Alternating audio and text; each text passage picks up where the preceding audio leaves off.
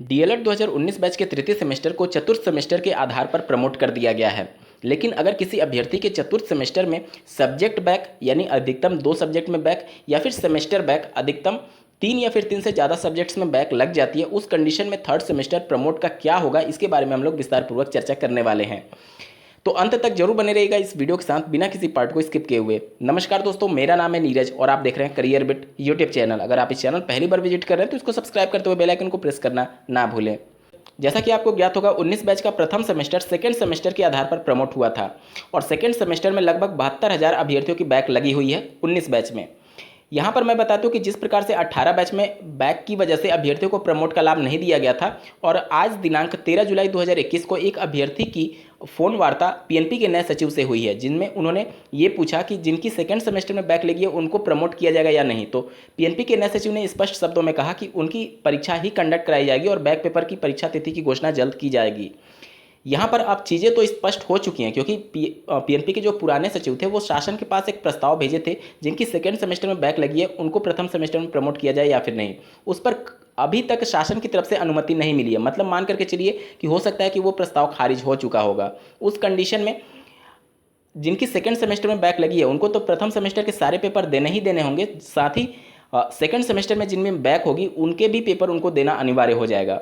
इसके अलावा अगर ऐसे फ्रेश प्रशिक्षु जिनकी सेकंड सेमेस्टर में बैक नहीं लगी है लेकिन चतुर्थ सेमेस्टर की परीक्षा में वो सम्मिलित होने जा रहे हैं, तो अब आप लोग को संभलना बहुत ज़्यादा ज़रूरत हो चुका है। क्योंकि अगर आपकी फोर्थ सेमेस्टर में बैक लगती है तो उस कंडीशन में आपके तृतीय सेमेस्टर का प्रमोट कैंसिल कर दिया जाएगा, क्योंकि अभी आपके तृतीय सेमेस्टर प्रमोट के रिजल्ट की घोषणा नहीं हो रही है। इसका जो रिजल्ट है वो आपके चतुर्थ सेमेस्टर के मार्क्स पर डिपेंड करेगा। उसमें आप जैसा परफॉर्म करेंगे उसी के आधार पर आपका तृतीय सेमेस्टर प्रमोट होगा या फिर प्रमोट कैंसिल हो सकता है, अभी के प्राप्त सूचना के अनुसार। अब देखिए कंडीशंस क्या बनेंगे। मान लीजिए कि किसी अभ्यर्थी के अधिकतम 2 सब्जेक्ट में बैक लगती है, उसको हम लोग बोलते हैं सब्जेक्ट बैक। उस कंडीशन में थर्ड सेमेस्टर के सारे पेपर्स आपको देने पड़ सकते हैं और फोर्थ सेमेस्टर के उन 2 पेपर्स को आपको देने पड़ सकते हैं, या फिर एक से ज़्यादा 2 सब्जेक्ट में बैक लगती है तो उसको सब्जेक्ट बैक के कंडीशन में फोर्थ में आपको सिर्फ उसी सब्जेक्ट का पेपर देना होगा, लेकिन थर्ड के सारे पेपर देने होंगे। और अगर 3 या फिर 3 से ज़्यादा सब्जेक्ट्स में बैक लगती है उस कंडीशन में आपका सेमेस्टर बैक हो जाता है। उस कंडीशन में आपको तृतीय सेमेस्टर के सारे पेपर तो देने ही देने होंगे, साथ ही चतुर्थ सेमेस्टर का प्रशिक्षण आपको फिर से लेना पड़ेगा क्योंकि सेमेस्टर बैक हुआ था। उस कंडीशन में आपको चतुर्थ सेमेस्टर के भी सारे पेपर क्लियर करने होंगे, तब जाकर के आपका प्रशिक्षण कंप्लीट माना जाएगा। और अगर आपकी सेकेंड सेमेस्टर में बैक लगी हुई है तो पीएनपी के अनुसार अभी आपको प्रथम सेमेस्टर के ही सारे पेपर क्लियर करने होंगे। अभी आपको तृतीय सेमेस्टर में प्रमोट का लाभ नहीं दिया जा सकता, अभी के प्राप्त सूचना जो कि पीएनपी के नए सचिव ने दिया है। इस वीडियो का मकसद किसी को भी डिमोटिवेट करना नहीं है, बल्कि समय रहते आपको सचेत करने के लिए मैं ये वीडियो बना रहा हूँ। आप लोग देखेंगे डीएलएड 2018 बैच नॉन प्रमोटेड जिनका प्रमोशन नहीं हुआ था तृतीय सेमेस्टर में, उनके चतुर्थ सेमेस्टर के जब रिजल्ट की घोषणा हुई थी तो लगभग 21% अभ्यर्थी ही सफल घोषित किए गए थे। लगभग 80% अभ्यर्थी ऐसे थे जिनकी फोर्थ सेमेस्टर में बैक लगी हुई थी। चूँकि उनका फ्रेश कैंडिडेट थे तो उस वजह से उनके तृतीय सेमेस्टर पर प्रमोट पर प्रभाव नहीं पड़ा, क्योंकि उनका जो तृतीय सेमेस्टर प्रमोट हुआ था वो फर्स्ट और सेकंड सेमेस्टर के आधार पर हुआ था।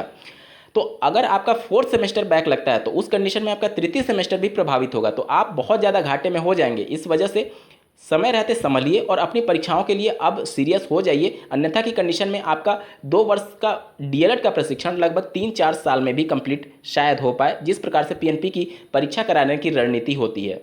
अगर आप डीएलएड के पेपर के पैटर्न को देखेंगे तो लगातार पीएनपी पेपर के लेवल को बढ़ाते जा रही है। आप लोग डीएलएड 2018 बैच के पेपर को देखेंगे तो काफ़ी अच्छे लेवल के प्रश्न सेट किए गए थे, जिसकी वजह से भारी संख्या में बैक लगी थी। हालांकि यहाँ पर मैं बिल्कुल क्लियर कर दूं कि 18 बैच के जितने भी पेपर थे फोर्थ सेमेस्टर थर्ड सेमेस्टर सभी पेपर आउट हो चुके थे। बावजूद इसके इतनी भारी संख्या में बैक कहीं ना कहीं ये जरूर दिखाता है कि पेपर का लेवल बहुत हार्ड था और कॉपी का मूल्यांकन भी उसी लेवल से कराया गया था।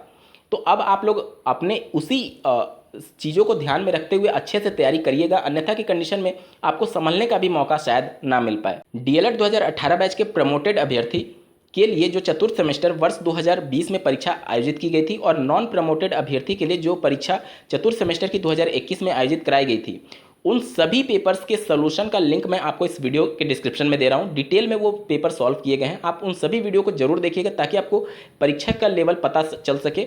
और अगर आपको मैथ में भी कुछ समस्याएं आ रही हैं तो मैथ के पूरे पाठ्यक्रम को मैंने कंप्लीट करा दिया है, जिसका लिंक आपको इस वीडियो के डिस्क्रिप्शन में मिलेगा। उन सभी वीडियोस को आप देखिए, आपको बहुत हेल्प मिलने वाली है। देखिए, अब डीएलएड की परीक्षा को आप बहुत हल्के में मत लीजिएगा, अन्यथा की कंडीशन में बाद में पछताने के अलावा कुछ नहीं बचता है, क्योंकि पीएनपी बैक पेपर का आयोजन समय से कराती ही नहीं है। तो शिक्षक भर्ती आपकी आंखों के सामने से निकल जाएगी और आप हाथ मलते रह जाएंगे। तो आप सीरियस होने की जरूरत है। आप लोग चतुर्थ सेमेस्टर को इस प्रकार से तैयार करिए कि परीक्षा का लेवल कुछ भी हो, प्रश्न कहीं से भी पूछे जाएं, आपके अच्छे अंक के साथ आप पास हो सकें। इसी आशा और इसी उम्मीद के साथ मैं आप सभी को आगामी परीक्षाओं के लिए बहुत ढेर सारी शुभकामनाएं देता हूं, और इस वीडियो का डिस्क्रिप्शन में आप जरूर चेक करिएगा उन सभी वीडियोस के लिए। आज के वीडियो में बस इतना ही। ऐसे ही महत्वपूर्ण अपडेट्स के लिए इस चैनल को सब्सक्राइब करना ना भूलें। इस वीडियो को देखने के लिए आपका बहुत बहुत धन्यवाद। भगवान करे आपका दिन शुभ हो।